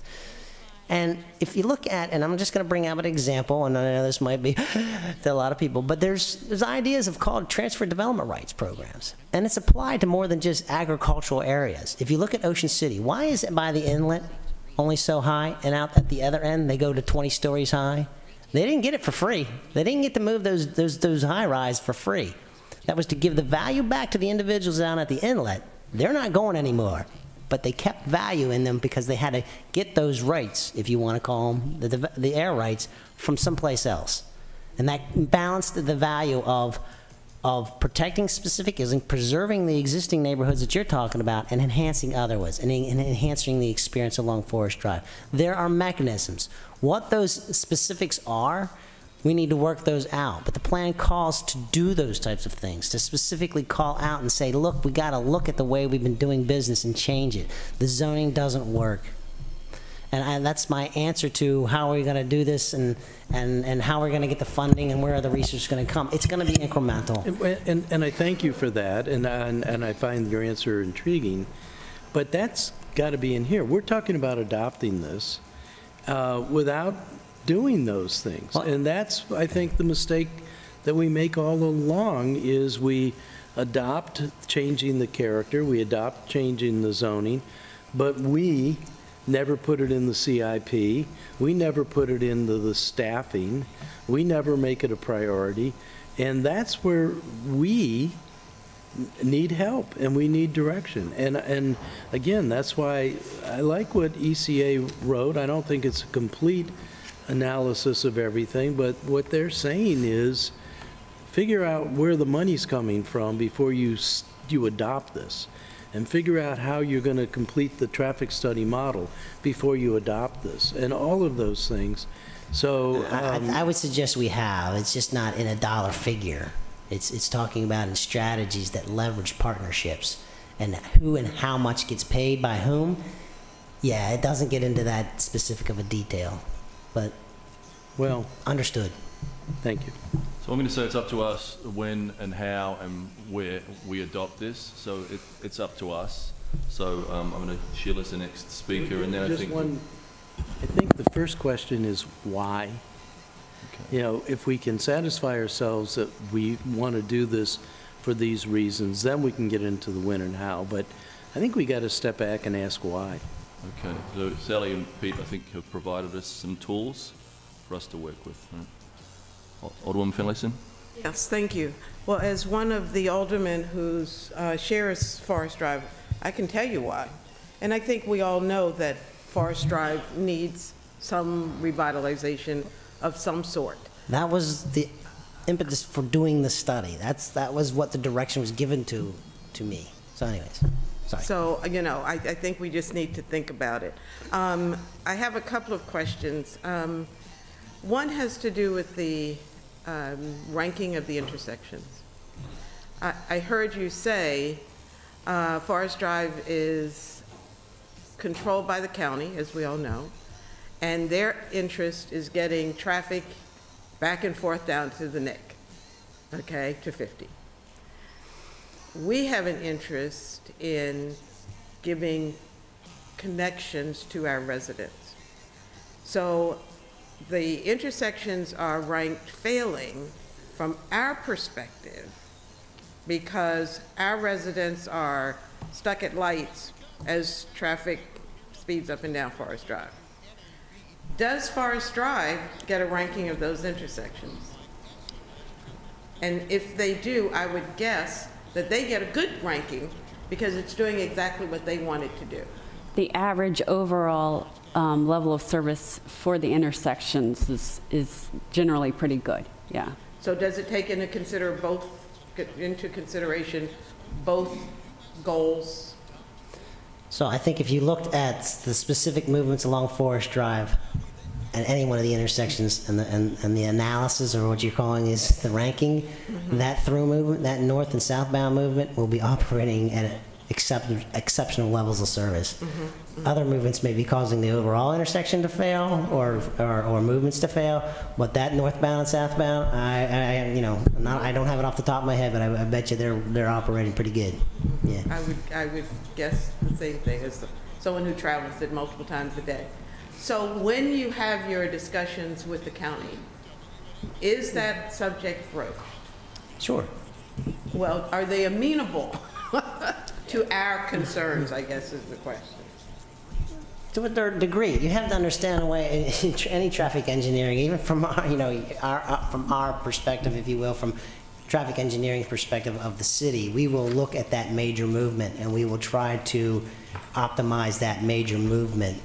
The state's the same way, and the city's the same way. If we took, if we took two city roads, we would look at the major movement and say, from a traffic analysis, we're going to try and move as many vehicles as we possibly can through that intersection in the least amount of time. And that is sort of the traffic engineering way to go. So I don't want to discount what their purposes are because that's valid. But yes, we are in this conversation continually, yes. Okay, I think that's crucial, actually. I'm sure you do too. The other question has to do with the school system. Are they part of any of the discussions that we're having? If we think back to, I guess it was fall, when Anne Arundel County Public School was talking about eliminating bus transportation from kids in my ward down to Annapolis Middle. And we did a walk from the Newtown Drive, the mayor and the superintendent and the county's traffic guy. And one of the things that was very clear to us, all of us, I believe, was the amount of speed on Forest Drive where young people are walking to school. How does the school system's needs and the safety of our kids, because I'm sure that's everybody's concern, how does that play into this? We have been working, not really as part of this, but Planning and Zoning and DPW have been working with the county DPW looking at, we focused at first on Taylor Avenue and South Cherry, those intersections with Forest Drive, and did a pedestrian audit of those intersections, pedestrian safety audit. So we looked at all of the features of those intersections, what kind of condition the crosswalk in, is there a pedestrian activated signal, that kind of thing, and wrote up a lot of analysis on those. I know that the county's DPW office has been trying to address those as a specific reaction to making it safer for kids to get to school, to walk to school. And I know their Office of Transportation has applied and received money for safe routes to school to improve some of the walking conditions for students going to school. So I know that's something they're working on, and we've been involved, but that I think they've been coordinating that with the county schools. I believe, if I remember correctly, we had someone from DPW, both city and county, and transportation. I know we had our transportation folks there. Okay. So I'm glad to hear, and I will follow up on that. So, thank you. Okay, Alderwoman Tierney wants to ask the last question. Last one, very quickly. What might be helpful, because, I think. Whitney and Sean are waiting patiently, and we've only left them 15 minutes. So this helps in implementation and addresses the eSport questions. Would it be helpful as you look through Appendix E and the implementation plan, which is with correlating numbers to the beginning of the report and all that good stuff, would be helpful because implementation costs money as far as drawings, schematics, overlays, what have you, which would be a first step. So my question is, would it be helpful to put another column in here and say whether or not dollars are even involved so that the public knows would that be difficult? So, because there's a lot of this stuff here doesn't cost money. Right. Do you know what I'm saying? Sure. I mean, yeah. I mean, there's a way we I can- think that's a misnomer here. You're not going to, there's not real tangible stuff here, but it may. So, Well, is that- resources is money. I mean, I know Alderman Arnett, I think, was getting at a lot of the stuff requires resources, and that requires staff, and that requires money. now that, So- I mean, we're pre-budget and we're gonna miss a capital improvement planning budget deadline if we don't get anything from here in that, if I don't. Well, that was actually an amendment the Planning Commission had, was to begin budgeting for the recommendations in this plan. So I've submitted a CIP project called Forest Drive Eastport So you Sector already Study. did that, basically. Okay. Right, so it is, well, it was for preliminary planning work, so it's kind of. I was on the hope and a prayer that this gets adopted. Yeah. So, It's really just to the idea is a lot of these things can be grant funded, but for most grants we have to have matching money, and we usually have to have cash. So the idea is, let's get some cash that the city is willing to put up, you know, then look for opportunities to leverage that cash with our state agencies. yeah. I just didn't want to miss this window of time because we'd have to wait another year. So it sounds like you're on it. Thanks. The Planning Commission made that one of their recommendations. Thank you so much, guys. Thank you. We need to have another work session. I mean, Okay. this is unfair. This is hugely important and very rich, and we didn't even let Sally do a third of her Yeah, I presentation. mean, let's let her finish. Well, if not today, then Okay. another work Sure. session Do you soon. need another work session? Then just say you Mr. need Mayor, another we've work got, I session. mean, this took well over 20 hours just to read through this document. Another 10 meeting with constituents. I've got 21 pages of questions and comments and notes. When are we going to talk about this stuff? That was the intention of this meeting, was to have this conversation. So I think we need to give it some more time. Again, we're also happy to come meet with you individually Yeah, if and I'm that's not gonna better, give you all or at, 21 questions today. I'm just I saying. believe I am scheduled for every city council committee meeting, except for one. I don't know why that one got left out, but, so, what? Can we do joint commission meetings? So, you know, we are happy, but if you want to meet in a smaller group, we can do that, or we can come back to another work session. It's fine, whatever you want to do. How many more meetings are scheduled on this? Do you have on your? I believe there's 5 committees, Cindy, do you recall? Okay. Do you think there's going to be some talk in there? Huh? Do you think there's going to be some talk in then? The 5 committee meetings? I think we need to have a conversation as Okay, so council. should we That was schedule- the do you whole wanna idea was to schedule have another us to have a conversation, Yeah. not just planning and zoning, but I think also the planning commission today. I mean, I've got a ton of questions. I was just asking about the traffic, but I have a lot of, I mean, I can narrow down my questions just to those I have regarding overall study, but yeah, I still got stuff. Well, I Rob, wanna you get can come in into. here because I've got a 5 o'clock meeting and you can run the meeting as long as you need to. That's okay. I've got a 5 o'clock meeting. So, do you want to chair? Do you want to come in and chair? No, or not? No. Why don't we schedule another We one? have the Why don't we just third schedule, item. put it on the next? With Sean O'Neill. This is too important. Okay, well, I Do think you that have to we, leave? Is that what you're saying? yeah, I've got a 5 o'clock. So, but you guys can still continue. There's another meeting Takia says Do at you 5 want to put this on the next work session again? It's obviously very important. So let's. Not How the, long is the Mr. ULI Mayor, I discussion? think so. can't bump mold. My ward and Alderwoman Tierney's ward are only indirectly affected by this, but all wards are affected when obviously- traffic is bad there. And we probably 20 minutes, half an hour ago, we kind of agreed that we need a work session. There's way too much on today's docket. So it was and- put on today's docket when there were things on today's docket. Obviously, there's not enough time to do all these things at once. So let's put this to another we haven't even- work session. we Let's haven't just do it in even- a couple of weeks. Yep, thank you. So, I mean, it's kind of ridiculous. All right. I mean, I've got questions that could get answered and addressed today. And I mean, again, part of this whole purpose was to have a conversation as the council. All we've done is we've heard from them in their presentation. We haven't even heard from the planning commission today. I mean, let's bump something else from the agenda then. I mean, why does the ULI have to be heard today? I don't even know what that's for. The ULI? No. Yeah, isn't that This still on the is- agenda too? No, the ULI is not on that. That's on the March agenda. It's the Crabble report, so. That, Teresa, how did this get onto the agenda, please? Alderwoman Pindell Charles asked for it to be placed on the agenda. Thank you. Well,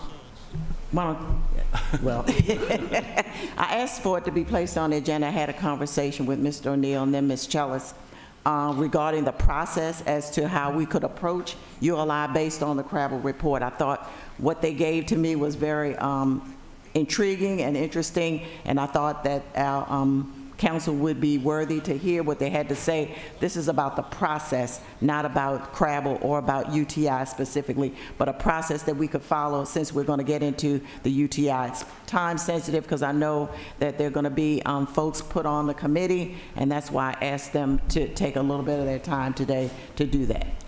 Teresa, Thank you so much, colleagues. Yeah. I'm very sorry. I apologize to all of you all for taking up all of your time and not having this. But yes, we can, I think this is worthy of another work session for 2 or 3 hours. But I sincerely apologize to all of you. I'm really, really sorry. No worries. No, Teresa, when is the next work session, please? Tomorrow. The third Thursday of March. Hold on So a minute. Whitney and Sean. But that work session's also already booked. You're now booking May work sessions. I would have to ask Regina. I don't know off the top. You have what? ULI and what? And mold. ULI and mold. Molds? Really? Well, can we call a And it would special be session just for this? Thursday, March Yeah. 21st. We need to schedule So something. let's call a special today. session just for this subject. Can we Yes. do that, please? Right. Okay. So we are going to call a special session. Teresa, can you pick a date for us, or can we pick a date as a council now? I will let your city clerk, it's a special meeting of the city council, the city clerk needs to be involved Okay. in scheduling that for you. Obviously, this subject is too important to mix it in with 2 other hearings, so let's talk about it some more. Yeah. Still have to talk What about did you school want to do with Ms. capacity again. Chellis and Mr. Well, I'm going to O'Neill? get those guys to come up now. Mr. Mayor, I have a, Unless Sean and Whitney would consider coming back another time. Mr. Mayor, I have a residents meeting Yeah. at Morris Blum. I need to be excused. Sorry. So we should just do a whole meeting on this. Come on, it's ridiculous. Hi. Thank you. Sorry about that. Thank you. Yep. So we'd be happy to come back, I think, if the council would like that, or whatever. Yeah, would maybe like you to should. do. Or maybe Okay. we'll just can the whole Because thing. then you could chair this, Rob. If you want to come up and chair it, you can come up and chair it. If you want to keep it going. Can I say something? Hi. I had a long conversation today when I figured out what you were going to talk about, which was process.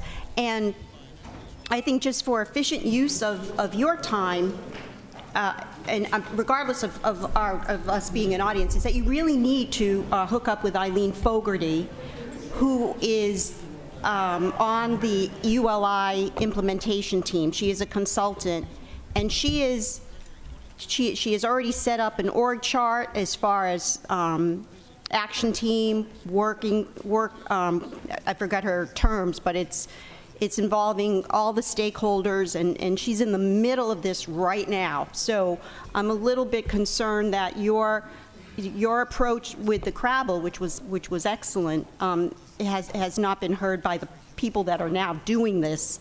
Do you understand? They're not here. It was short notice, and so I'd like to hook you up with Eileen Fogarty and Bill Kardash, Robert Clark, et cetera, if that's acceptable to you. In addition to talking to us, I don't mean to dismiss that at all.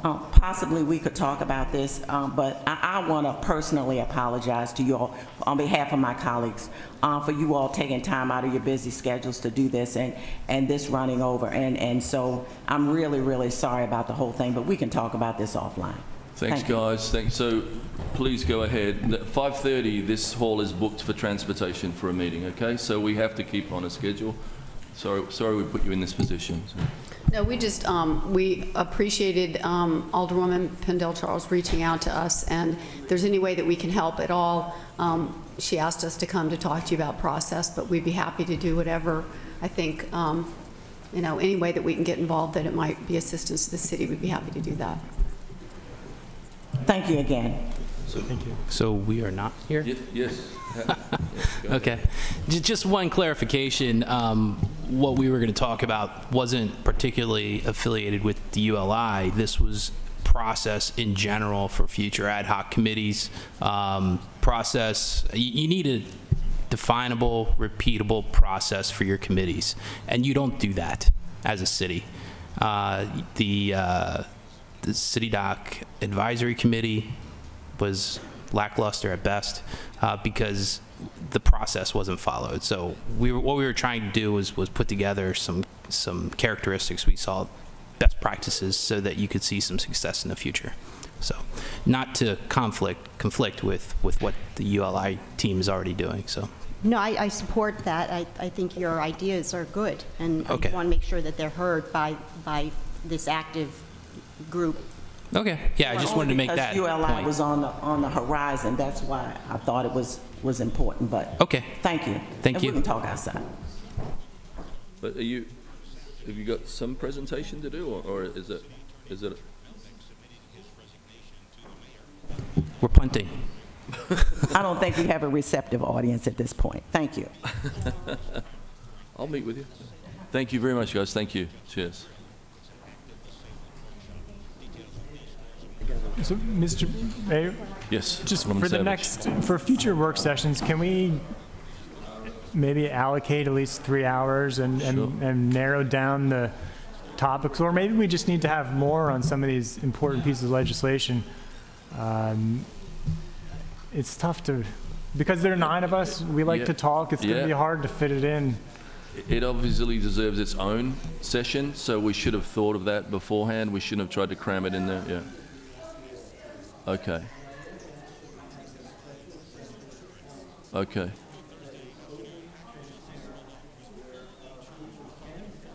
Yep. Great. Okay. Absolutely. So we will, yep. And we will have,